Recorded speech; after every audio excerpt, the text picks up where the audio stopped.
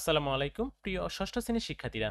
আগের ক্লাসে আমরা 12 পৃষ্ঠার উদাহরণ 1 ও 2, 3 ভাগ প্রক্রিয়ায় গসাগুলো আমরা নির্ণয় করেছিলাম। আজকের ক্লাসে আমরা বক্সের ভিতরে একটি কাজ রয়েছে, এই কাজটি সমাধান করব। তো এখানে লেখা আছে 4 অঙ্কের ক্ষুদ্রতম সংখ্যা ও 3 অঙ্কের বৃহত্তম সংখ্যা লেখ, যাদের প্রত্যেকের একক ঘরের অঙ্ক 8 হবে। সংখ্যা দুটির গসাগু মৌলিক গুণনীয়ক ও ভাগ প্রক্রিয়ায় নির্ণয় কর। তো আমরা প্রথমে মৌলিক গুণনীয়কগুলো নির্ণয় করব, তারপরে আবার ভাগ প্রক্রিয়ায় এই সংখ্যাটি নির্ণয় করব। চলো এটা সমাধান আমরা দেখিনি।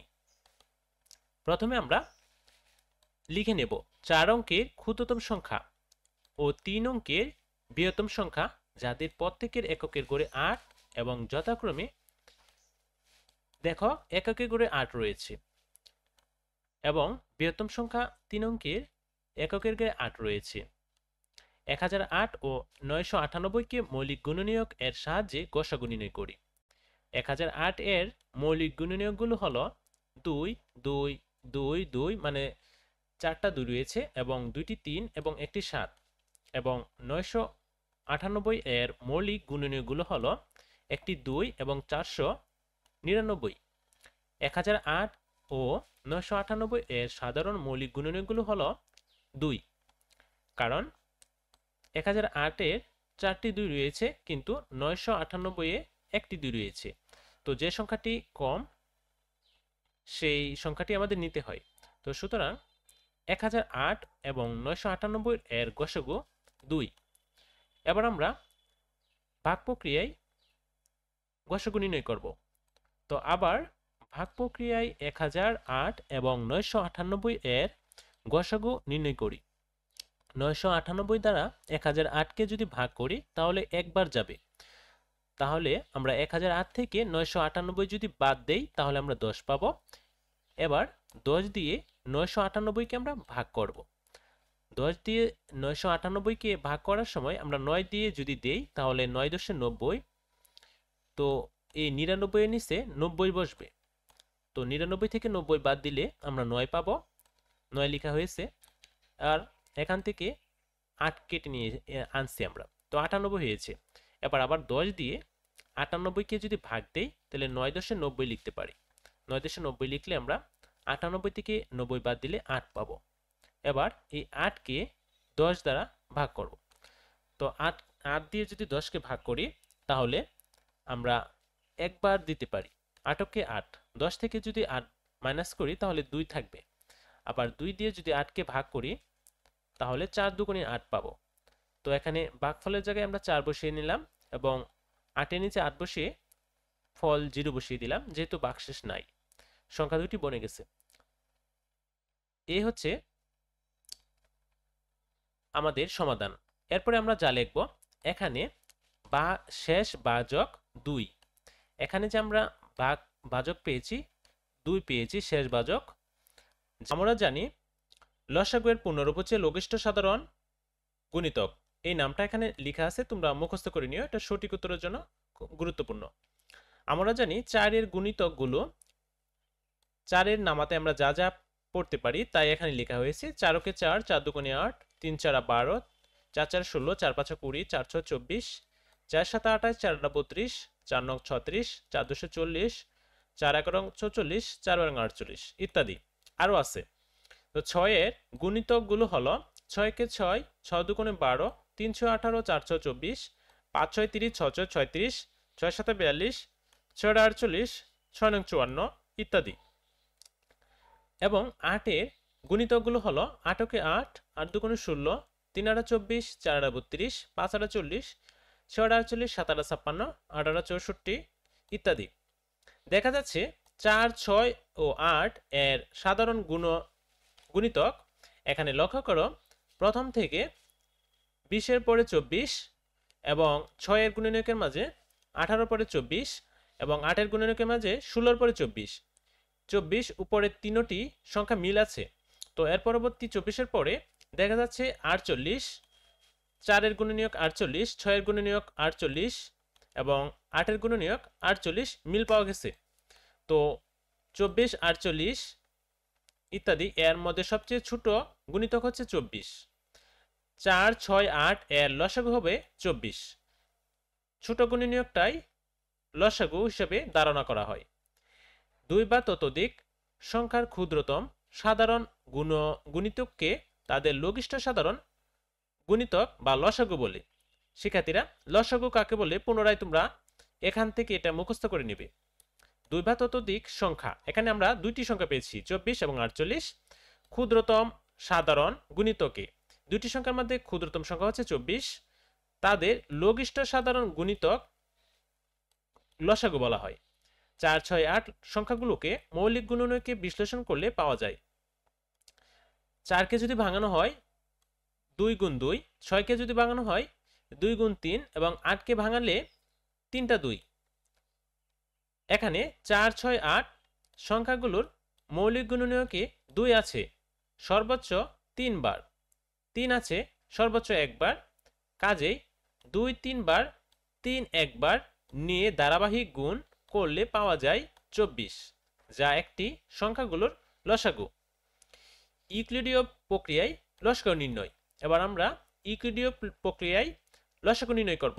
উদাহরণ 4, 12, 18, 20, 105 এর লসাগু নির্ণয় করো।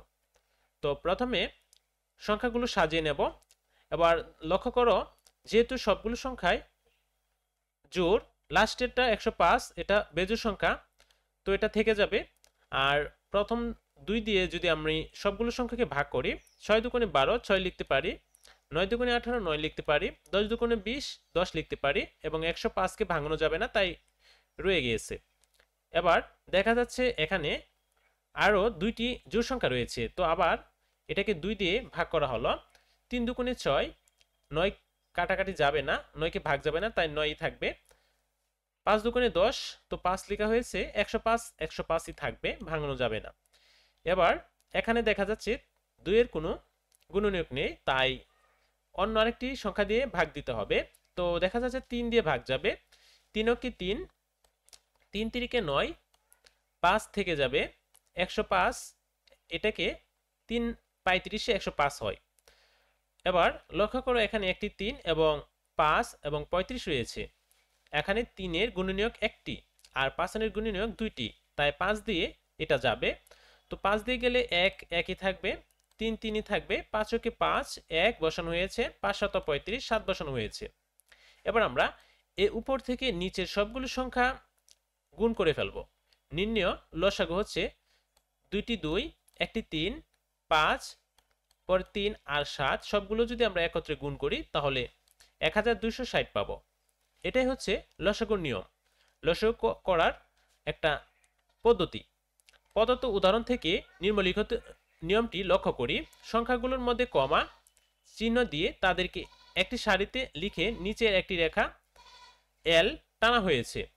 এখানে কিছু নিয়ম দেওয়া আছে, নিয়মগুলো তোমরা পড়ে নিও। এবার আমরা 1.10 গসাগু ও লসাগু এর মধ্যে সম্পর্ক লক্ষ্য করো। তো যে কোনো দুইটি সংখ্যা 10 এবং 30 নিয়ে মৌলিক গুণনীয়কগুলো নির্ণয় করা হলো। 10কে ভাঙানো যায় 2 গুণ 5, 30কে ভাঙানো যায় 2 গুণ 3 গুণ 5, এবং 10 এবং 30 এর গসাগু 2 গুণ 5 গুণ সমান 10, এবং লসাগু 2 গুণ 3 গুণ 5 সমান 30।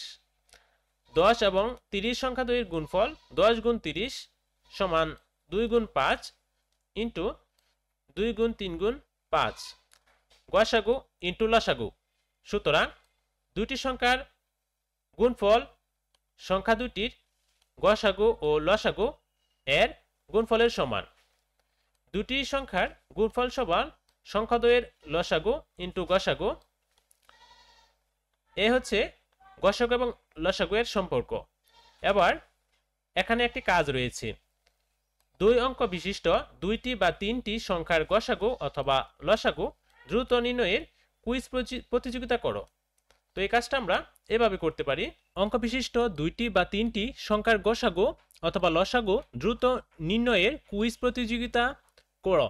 তো আমরা লিখতে পারি দড়ি 2 অঙ্ক বিশিষ্ট 3টি সংখ্যা 12, 24, 36 এর মৌলিক উৎপাদকগুলো বের করি। 12কে আমরা যদি উৎপাদকে বিশ্লেষণ করি তাহলে আমরা এখানে দুইটি 2 এবং একটি 3 পাবো। 24কে যদি আমরা উৎপাদকে বিশ্লেষণ করি তাহলে 2 গুণ 2 গুণ 2 গুণ 3। 36কে যদি উৎপাদকে বিশ্লেষণ করি তাহলে দুইটি 2 দুইটি 3 পাবো। এবার 12 এবং 24 এবং 36-এর গসাগুগুলো হলো, গসাগু মানে প্রত্যেকটি থেকে এখানে 12, 24, 36 থেকে একটি করে সংখ্যা নিতে পারবো। যেমন এখানে একটি 2, এখান থেকে একটি 2 এবং এখান থেকে একটি 2, তো একটি 2 নেওয়া হলো। পরবর্তীতে যদি আরো সংখ্যা থাকে একই রকমের সেগুলো নেওয়া যাবে, যেমন 2, 2, এখানে আরেকটি 2, তো একটি 2 নেওয়া হয়েছে। এরপর এখানে 3 আছে, এখানেও 3 আছে, এখানেও 3 আছে, তো এখানে দুইটি, এখানে একটি, যে সংখ্যাটি কম থাকবে সেই সংখ্যাটাই নেওয়া হবে। তো এখানে 3 একটি, দুইটি 2, এই তিনটি সংখ্যা গুণ করলে আমরা 12 পাবো। এবং 12 ও 24 এবং 36-এর লসাগু হলো, এখানে যতগুলো 2 সর্বোচ্চ আছে সবগুলো আমাদের লিখতে হবে এবং 3 যতগুলো সর্বোচ্চ আছে সবগুলো লিখতে হবে, সেগুলো একসাথে আমরা গুণ করলে 72 পাবো। সুতরাং সংখ্যা তিনটির গসাগু 12 এবং লসাগু 72। আশা করি তোমরা এই কুইজটি বুঝতে পেরেছো। প্রিয় শিক্ষার্থীরা, আজকের ভিডিওতে তোমাদের গসাগু লসাগু সম্পর্কে ধারণা এবং নিচে 14 পৃষ্ঠার একটি কাজ রয়েছে, সেই কাজটি সমাধান করে দেখিয়েছি। পরবর্তী ভিডিওতে আমরা উদাহরণ 5 থেকে আলোচনা শুরু করব। তো পরবর্তী ভিডিও দেখার আমন্ত্রণ জানিয়ে আজকের এই ভিডিওটি এখানেই শেষ করলাম। সবাই ভালো থাকো, সুস্থ থাকো, আল্লাহ হাফেজ।